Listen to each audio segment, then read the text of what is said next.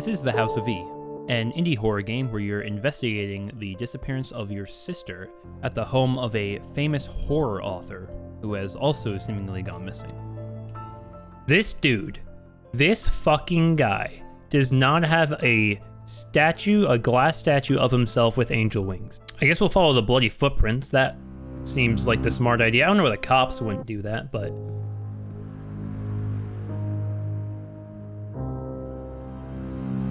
Hello? Oh, huh, interesting. See, now that doesn't seem right.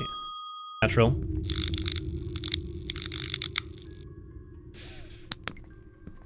And now we're on the ceiling.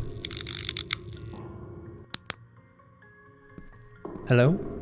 Hello? Hello? Hello?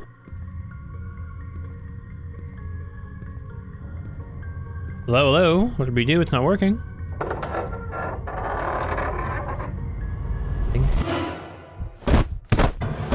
Oh, ow, ow, ow, oh, ow, ow. That's ow. Oh, nope, okay, shit, what was that? My head. Yes, falling down the stairs. We'll do that. What if I just leave? What if I just decide to be a bad brother? Yes! Peace. Bye-bye. Feel like some kind of coward steps in my shoes. Now I'm ashamed. But I'm alive. Failed her again, but I'm alive. Sour taste of defeat in my mouth. The taste of being alive. I think I need a drink. Something only an alive person can do. As somebody who is searching for all the endings, I knew that, look, that's not what I would do. I would never, ever do something so cowardly. However, in my pursuit of finding all the endings, I knew that that would be one of them. And there are 3. You get back here. You get back here now. You get back. I'm fast enough. I still see you. I still see you. Oh. Okay, we are back to where we were. So this is where the game really starts, with the main mechanic being finding items and placing them where they belong. Pot filled with blood? Bathroom with some Home Alone type shit. Like here we find a little umbrella that's gonna go to a set later. And of course we get some lore. And some jump scares. In this room we have to finish this model town set, matching each area with a corresponding picture that then will give us a hint to help us find other items. You guys! Whoa! Holy sh... Whoa. I was not expecting you to move. Now this room with the mannequins is probably the creepiest room in the entire house, and you will see why later.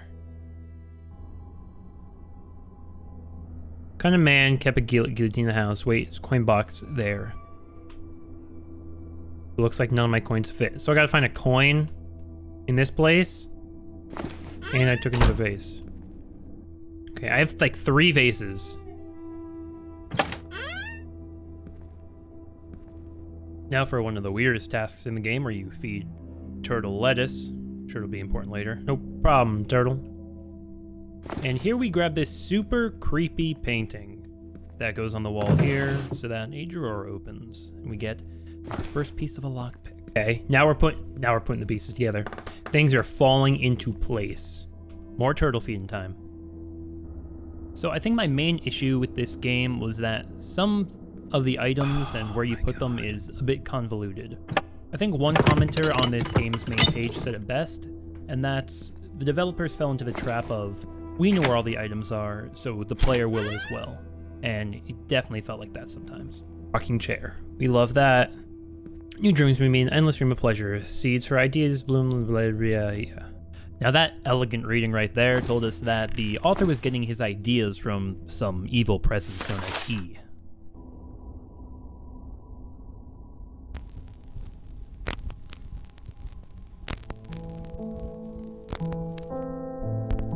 Okay.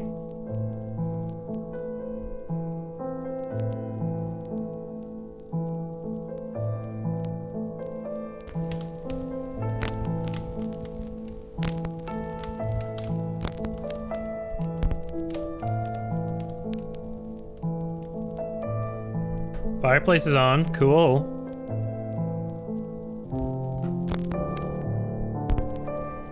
And a door opened. Neat. Cool. And their eyes are red. Bedroom. Oh. Safe to say we are not welcome in this bedroom. Ruh-roh. But we don't care for welcome. We find our sister's brooch, as well as a key to the study. It was this one. I still don't know what that first key opened. Now, here we learned that evil presence was getting a little bit jealous of our sister. Which is when shit started to go wrong. Jealous of Emma? Why would someone draw a door? What's so special about that? Chalk.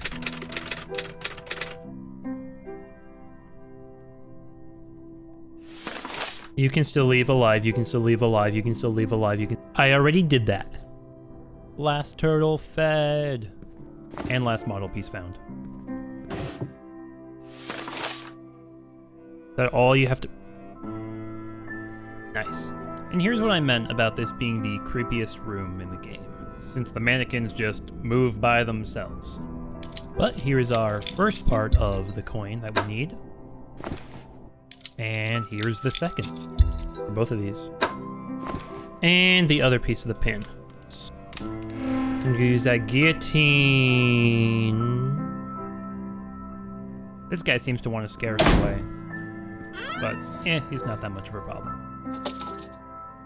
Oh, finally we get to use the guillotine. And get this top part of the key. Cool. What do I do with that? Okay, so right here I have to pause because I walked right past a jump scare and just didn't acknowledge it in the slightest. If I was the ghost or whatever this thing is in this scenario, I'd be kinda pissed, not gonna lie. By the way, this is what I mean by convoluted tasks. Like, this is just a random area of wall that you have to draw on.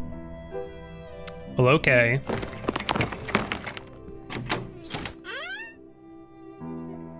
Oh, it's so bright. Should have put a blindness warning or something. Oh, hey, these guys are playing their game now. Hey, finally. What is this? Card engraved with flames. It's thin like paper. I'm gonna throw it in the fire. Turns out it didn't belong in the fireplace, but I could just use my lighter on it. Their eyes are green. Oh, because it went from blue to red and now it's green. Oh, man. This page tells us that we have to use blood in order to dim the light, in order to see in that room, which leads to one of the most sinister things I think I've ever said. I know where to get blood. Blood glasses donned, we're finally able to get into this room and get our next item. This skull must be what's producing all that light. It's a mask. Wooden mask. You can hide the ugliest face behind it. Yes. Oh god. Statues shouldn't do that. Alright, we got the bottom part of the key, but before we get back to the study, I'm gonna make you endure the same travesty that I had to listen to.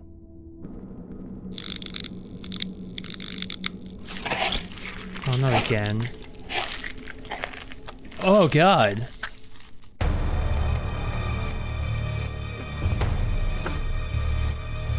Work your way through it. Gotta get there.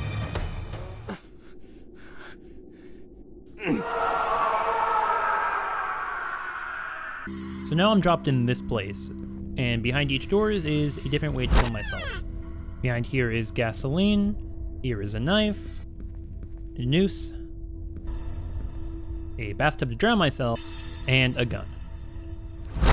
Now, they seem to really want me to use one of these items. Of course, the only one that doesn't kill me is the bottle of scotch, so I take that, and I'm back to the house. Okay, is that real? Am I losing my mind? I don't know, but at least I'm not dead. Your hatred tastes delicious. And we finally reach the end of the game by first opening up this secret area, and then going downstairs. Oh, we go downstairs. We go to a new area. And down here pretty much just feels like a fever dream. We run into this giant turtle who tells us all the truth about this house. He tells us that our sister is alive, however, her soul is trapped here like so many others. He also goes on to tell us that we are a good person, despite what we may think of ourselves. But that's probably just because we fed all of his turtle pals. Anyways, the last thing he tells us is that the only way to stop all of this suffering is to kill E. However, that would also end the lives of all the trapped souls, including our sisters. So now we have to go over to that door and make a choice. When we get over to the door, E offers us a deal. Our sister's lives in order for us to take her place. So then we are left with a decision. We can either take the deal, freeing our sister, or we can stab E with our sister's brooch, ending the cycle of torment. You guys already know what I'm gonna pick. Use a strange key to open the door. Use Emma's brooch to stab the eye. Stab the fucking eye.